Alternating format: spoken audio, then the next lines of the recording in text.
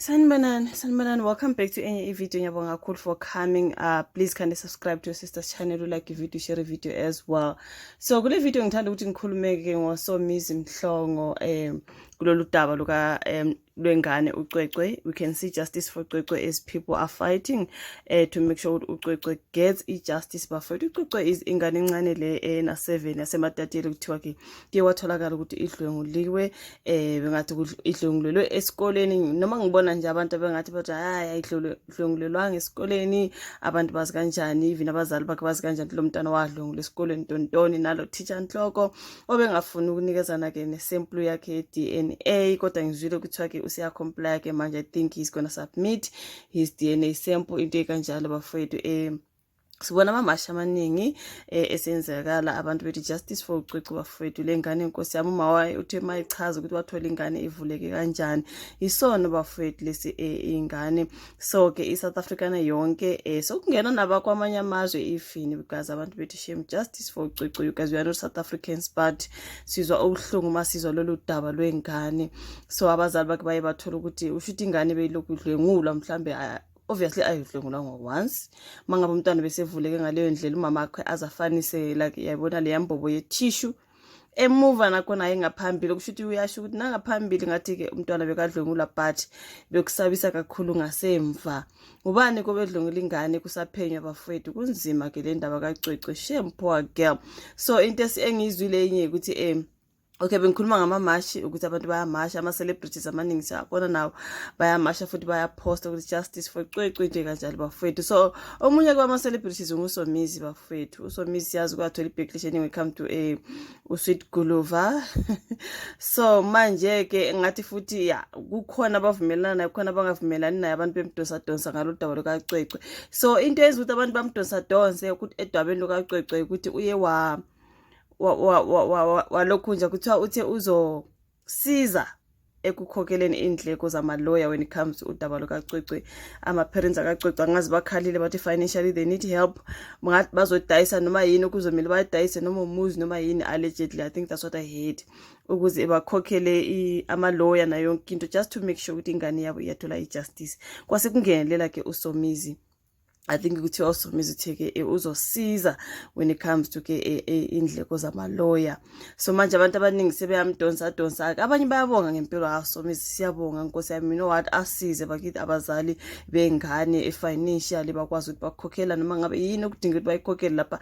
Mningi umsebenzi bafethu imali yona iyadingeka. So kuyinikeleni kaSomizi ukuthi uzosiza financially.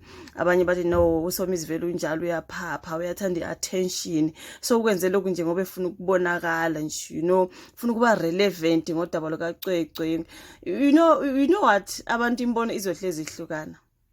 Bakhona bathi Somizi siyabonga, bakhona bathi udinga attention man, attention seeker, you know what I mean.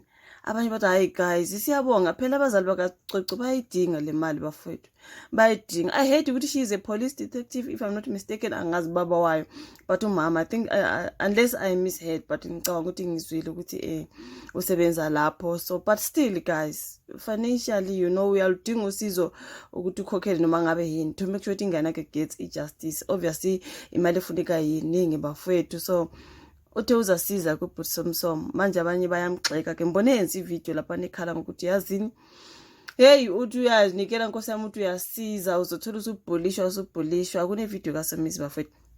Ngizoyinameka lana ke nimuzwe ukuthi uthini uSomizi since on social media sesithini ufuna i-attention ngengane ufuna ukuyibonakalisa. Bakhona baze bathi ulona ingane yakho amshe bakhuluma ngoba homi ingane yakho idinga usizo lwenyawo. Angithi sike sayenza istory sikaba homi lapho ukuthi udumba unyawo unomkhuhlane okuthiwa yini lana. Bakhona sebethi why ungayosiza umntana wakho bahomo udinga usizo lwenyawo ntontoni. Guys social media kuningi man. So mina mangathi ngizosiza laphana wena sekumele uye odabeni lwefamily yami uyobheka ukuthi ubani odinga usizo uzongidragisha uthi hamba uyosiza le ngakini awuyeke lokho. Angithi kumele usize la usiza khona bafowethu. That's me. Angazi ukuthi engabe dinga attention, I do not know. But mina ngibone ezama ukusiza bafowethu. Mina ngidakasize la ukudinga khona isizo ukuze uma kaCwecwe abazali bakaCwecwe bayithole uCwecwe yena self ayithole justice umntana bafowethu. Udlungu lokabuhlungu umncane umntana 7 years. aboshwe lo muntu besenza lesi senzo enganeni bafowethu. So iyadingeka imali, izodingeka nale kaSomizi bafowethu. Angazi mhlambe nina libona ngathi befuna attention, asimamele ukuthi uthini Somsom, uzwakala ebhorekile for what people are saying to him. Good morning. What day is it today? Tuesday. A blessed Tuesday to all of you.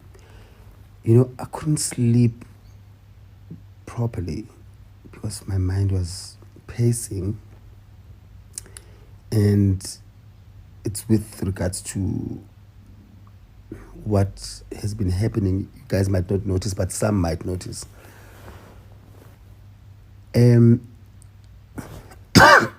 You wonder why people, especially some celebrities or famous people or public figures or influencers, don't participate. Some don't participate at all when it comes to things of national interest, things of urgent national interest. In this case, it's the Justice for Kwekwe story and issue and problem and challenge. And the reason why I'm saying this is that the amount of bullying I'm getting either on my inboxes or people publicly talking about me, that, you know, some guy posted something saying, I think Somizi thinks this is his mother and father's South Africa. South Africa belongs to his parents. Can't he just sit down for a while? Because why does he involve himself in things that don't involve him? He likes attention.